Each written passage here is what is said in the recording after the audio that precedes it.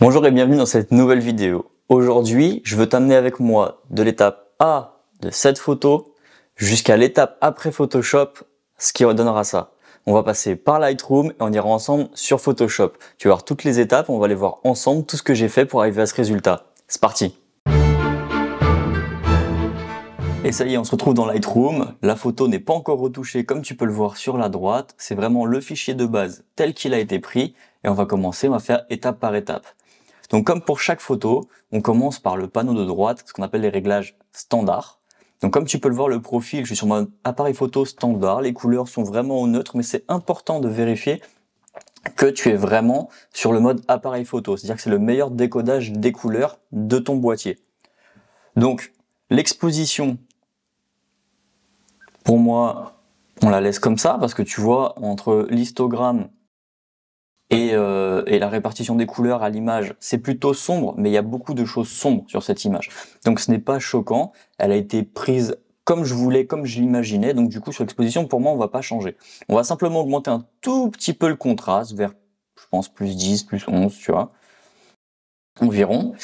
Les hautes lumières. Je pense que là, on va les booster pour donner du peps à ces lumières sur les hauts, sur les rails de lumière, sur la luminosité. Donc les hautes lumières, on va les booster, on va vraiment bien les monter. Ça étire bien l'histogramme en même temps. Et là, tout de suite, on a quelque chose quand même de plus qui bouge plus. Si on fait avant, après, voilà, avant, après, les hautes lumières là quand même, ça donne du peps à notre image. Ensuite, on va du coup baisser les ombres. Comme on l'a dit, c'est une photo qui est plutôt sombre, il y a beaucoup de zones d'ombre, on n'a pas forcément intérêt à avoir énormément de détails dans tout ce qui est derrière, dans les zones sombres. Et donc là, on contraste un peu notre image, mais on cible vraiment les zones, plus que le contraste qui est vraiment de partout. Là, on a fait les hautes lumières, les ombres. On va ajuster également du coup les blancs, parce que les blancs, ça va prendre vraiment la lumière, pas forcément les zones qui sont claires, mais vraiment la lumière. Donc pareil, les blancs, je vais les booster un petit peu. Hop, ouais, 10, 11, 12 environ. Faut pas aller trop loin, il faut que ça reste sympa. Et pareil, on va faire à peu près d'autant pour la partie noire. Donc en fait, si on voit le curseur, je vais essayer de te faire un avant-après des choses noires. C'est vraiment subtil. Je sais pas si on le voit avec la compression YouTube. Mais voilà, c'est encore une fois dans l'idée du concept, dans l'idée de cette image, de comment je la vois. D'ailleurs, ce qu'on peut faire tout de suite, c'est quand même la remettre droite, parce que c'est assez choquant. La photo, voilà, elle n'est pas parfaitement droite, bien au centre. Là, c'est quand même mieux. Là, c'est quand même mieux. Ensuite, moi, j'aime bien la texture. On va booster un peu la texture, ce qui va me permettre de compenser en baissant un peu la clarté. Toujours à peu près l'un d'autant que l'autre. Mais je trouve que nos boîtiers d'aujourd'hui sont tellement bons, tellement performants, que parfois je trouve les images un peu agressives. Et du coup, j'aime bien baisser la clarté, mais pour ne pas perdre en définition, que ça fasse pas un effet trop de flou, je compense par un petit peu de texture. Voilà. Là, on n'a pas besoin de toucher à la correction du voile, j'y vois pas vraiment d'intérêt. Pareil, au niveau des saturations, au niveau des couleurs, ça c'est mon style, c'est ma préférence, j'aime bien booster la vibrance, et presque d'autant, en fait, je vais réduire la saturation. Il y en a un petit côté un peu plus doux dans les couleurs, un peu moins vibrant, un peu moins péchu, que je trouve pas du tout réaliste. Pareil, les couleurs parfois sont trop vives et le vrai monde, on va dire, si on peut dire le vrai monde, il n'est pas aussi vif. Et en tout cas, dans la vibe que je veux donner sur cette image, ça n'a pas sa place, tout simplement. Donc là, on est sur notre réglage de base, c'est fait. Là, maintenant, on va vraiment donner un style avec les courbes.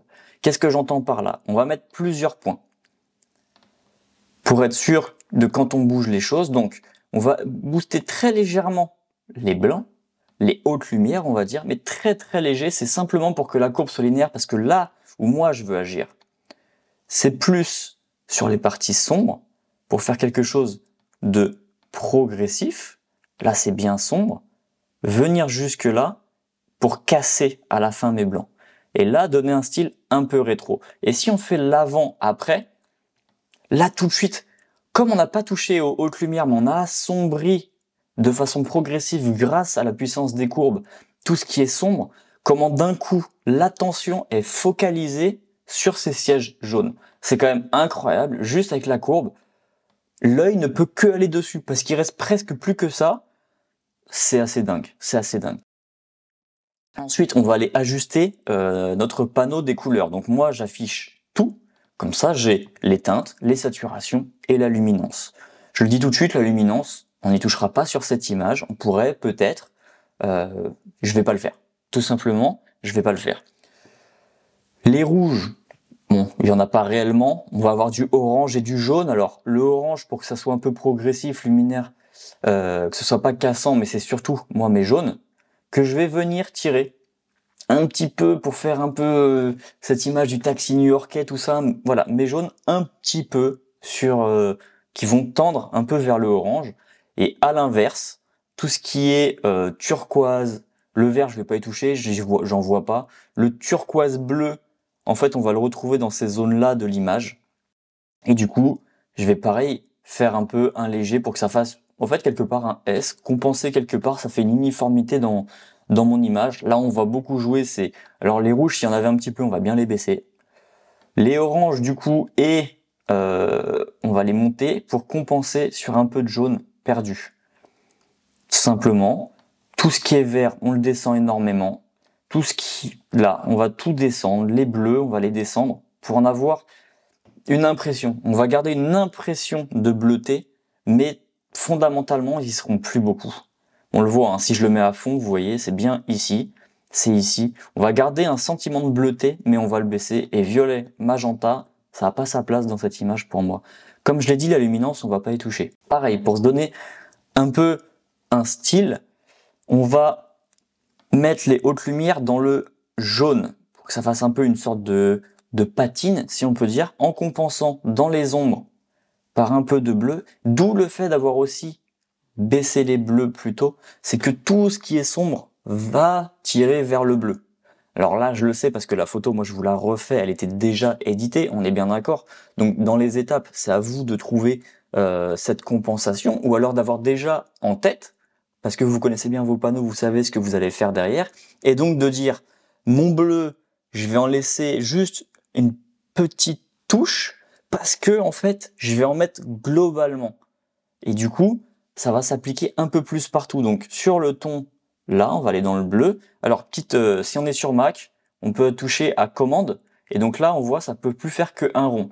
Si on lâche commande mais qu'on met shift, là, on ne peut plus que gérer l'intensité. C'est le petit tips. Alors il y a les équivalents sur Windows, ça doit être Alt ou Shift, hein, pareil. Mais voilà, avec ces deux touches-là, on peut soit juste tourner, soit modifier la quantité qu'on applique. Juste, je vous ai pas montré le avant-après. Donc sur les couleurs, on le voit principalement, voilà, le bleu, on le retrouve, hein, le bleu ici, regardez bien cette zone-là, on en a moins. Et les sièges, orange, voilà, ce petit, c'est plus doux que ce jaune un petit peu... je trouve moins joli, tout simplement. Donc j'ai préféré appliquer ce style. C'est léger, on est d'accord, mais c'est ces petits détails qui vont faire les choses. Voilà. Si on regarde, regardez bien, là, c'est énorme. Le sol, là, tout le sol, regardez, avec la roue des couleurs, comment d'un coup il y a cette impression de partout. Tout le bas est un peu plus bleuté, tout en compensant avec un petit peu d'orange sur votre lumière, sur les lumières là-haut, qui du coup viennent descendre sur les sièges. Donc les sièges sont orange, un peu plus chaud, ce côté un petit peu tungstène des lumières qu'on pourrait rechercher, d'où ce côté un peu plus orangé sur les lumières. Et donc là, on a vraiment un style. Si je vous remets le avant-après, donc là déjà, juste à cette étape-là, on n'est jamais allé trop loin sur les curseurs. On a donné une intention à notre photo et quand même, c'est totalement différent. Et on n'a pas touché à la balance des blancs, pas touché à l'exposition, pas touché aux teintes. Quand je parle des teintes, je parle de tout en haut ici, les nuances. Voilà. Donc on en était là. Comme d'habitude, la netteté avec option, on met un masque. Comme ça, on sait où on l'applique. La netteté, elle est appliquée sur les zones en blanc. Elle n'est pas appliquée sur les zones qui sont en noir. Même fonctionnement que sur Photoshop. L'intérêt, il est où? C'est-à-dire qu'on va pas mettre de la netteté dans du noir, on pourrait simplement mettre de la netteté sur du bruit. Donc sur les zones sombres, on n'a aucun intérêt à en mettre, et donc du coup on met de la netteté que sur les zones qu'on veut mettre en avant, et le reste autour est très doux, et les zones où il faut de la netteté, c'est devenu net. Donc on descend, profil de correction, on peut l'afficher pour être sûr que les perspectives, les déformations, on va les mettre, en revanche le vignettage, on va l'enlever. On veut rester vraiment sur notre sombre et notre œil dirigé vers le centre de cette image. Voilà. Donc les transformations, on n'en fait pas, les flous de la dernière mise à jour, on va pas le faire, on va toucher forcément à la vignette. Alors, on va y aller assez fort, on va mettre dans les plus 30, On va ramener le milieu vers le centre.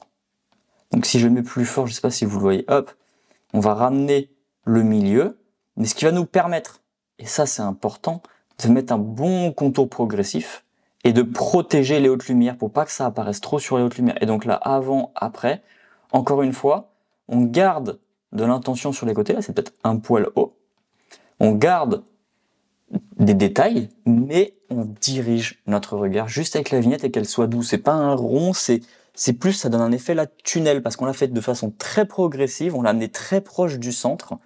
Et donc du coup, comme on l'a fait de façon très progressive proche du centre, et qu'on a une image de base sombre, ça s'y prête bien. Attention, si on le faisait sur une photo en pleine journée et qu'on va trop loin sur la vignette, ça se voit, c'est pas joli. Mais là, pour le coup, ça s'y prête. Dernier élément sur Lightroom, il nous reste l'étalonnage.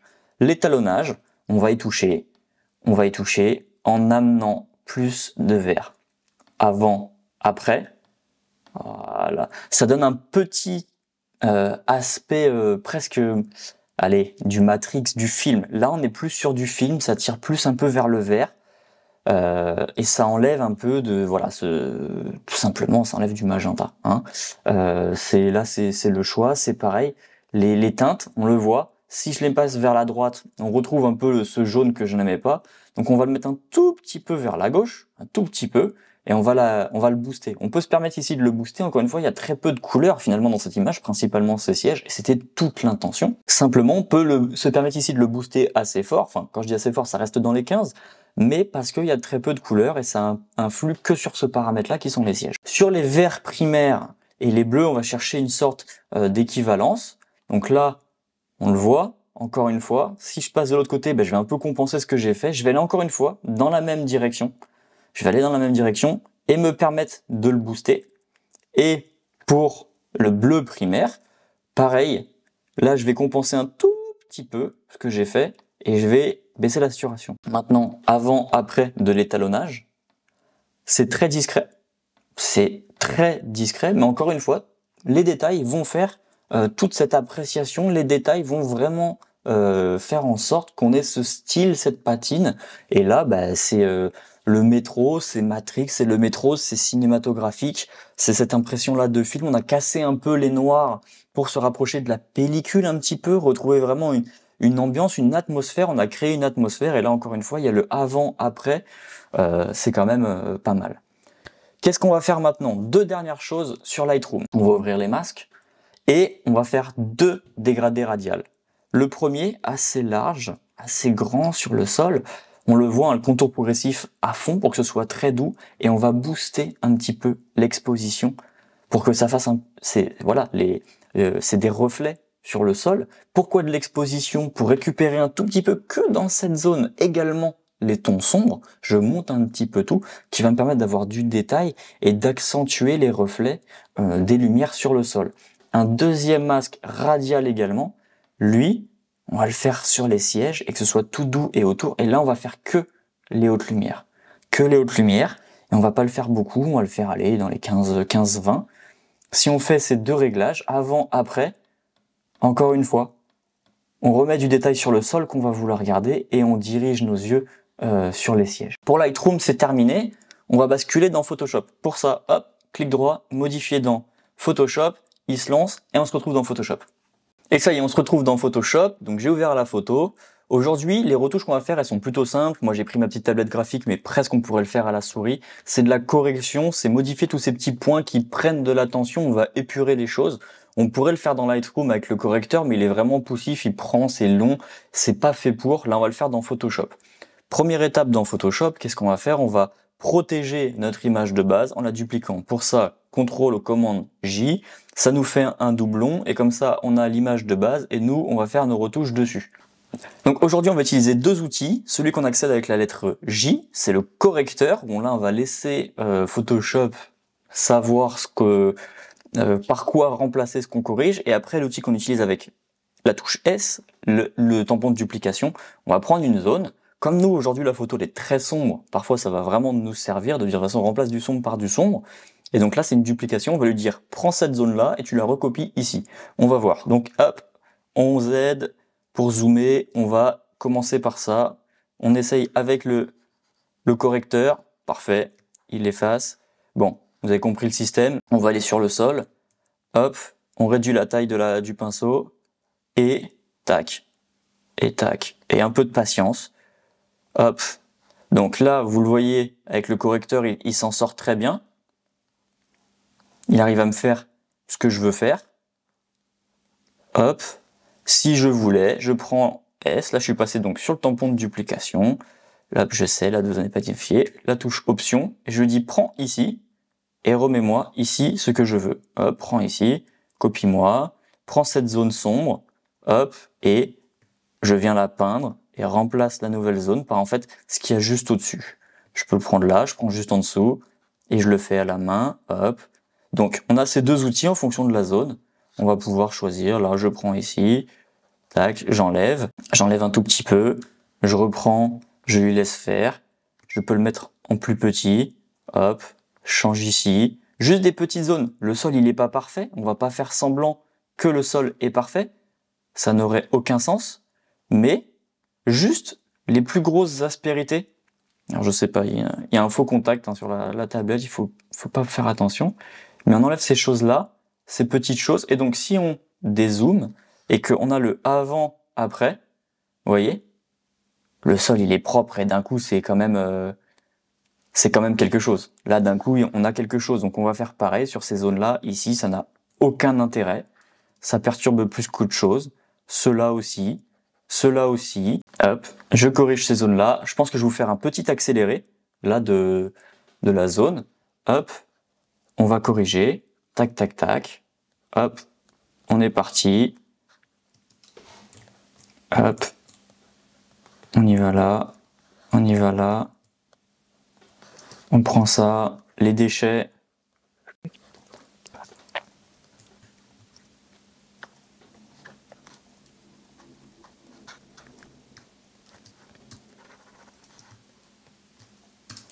là, tampon de duplication, on utilise une broche un peu plus rigide, on lui choisit une zone bien sombre, et nous, on vient peindre, hop, sur ces zones qu'on veut modifier, on peut le faire ici, duplication,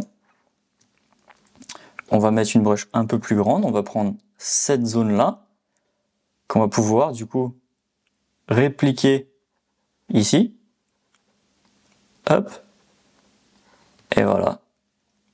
Et ça, c'est hop, en enlever. Facilement. Pas besoin de faire beaucoup, mais comme on duplique des choses, il faut juste savoir où prendre. Hop, on enlève. On va enlever aussi ici, il y a des points qu'on veut pas. Là. Et c'est du choix personnel. C'est en fonction de ce que vous pensez que ça apporte à votre image ou pas. Là, on comprend pas pour moi d'où vient ce reflet, donc j'ai simplement décidé de l'enlever. Là, hop, c'est pareil. Hop, on enlève comme ça parce qu'on ne comprend pas bien, mais là, on reconnaît ceux qui prennent le métro savent. Là, c'est pareil. Tac, une broche un peu plus petite. Hop, on enlève. Hop, et on a une photo beaucoup plus proche. Et là, on va se faire un petit avant-après. Bon, voilà. Avant, après, en quoi 5 minutes. On a une photo beaucoup plus propre. On a enlevé les choses qui attirent l'œil. Et notre image est terminée. Il n'y a plus qu'à faire. Hop, sauvegarder, exporter. Et on a notre image terminale. Et voilà. C'est terminé. J'espère que tu as appris des choses, que ça t'a plu. Cette photo, donc j'en ai fait un tirage, elle est disponible, tu peux te la procurer en 20 par 30 et en plus grande sur le site. En ce moment avec le code Noël, tu as 10% de réduction, donc ça fait vraiment un bel objet, ça fait un soutien pour un artiste, c'est important qu'on soutienne. Moi j'achète des livres, des tirages d'autres artistes, c'est important de soutenir mon travail, le travail d'artiste que vous aimez, si vous apprenez des choses ou tout ça, et voilà, ça vous fait un bel objet dans un beau cadre, vous mettez ça dans un beau cadre à la maison ou quoi, il y en a d'autres sur le site, je vous mets le lien en description. En commentaire, dites-moi si ça vous a plu, si vous avez appris des choses et de quoi vous voudriez qu'on parle la prochaine fois. Si c'est un outil sur lequel vous voulez que je donne plus de détails qu'on a utilisé aujourd'hui, un autre, une technique, voilà. N'hésitez pas à me dire de quoi vous voudriez qu'on parle, à lâcher un like, à commenter pour vraiment que ça booste la chaîne, que la vidéo elle soit vue par d'autres si vous avez appris des choses. Et voilà. Je vous remercie du temps et on se retrouve bientôt pour une prochaine vidéo. Ciao!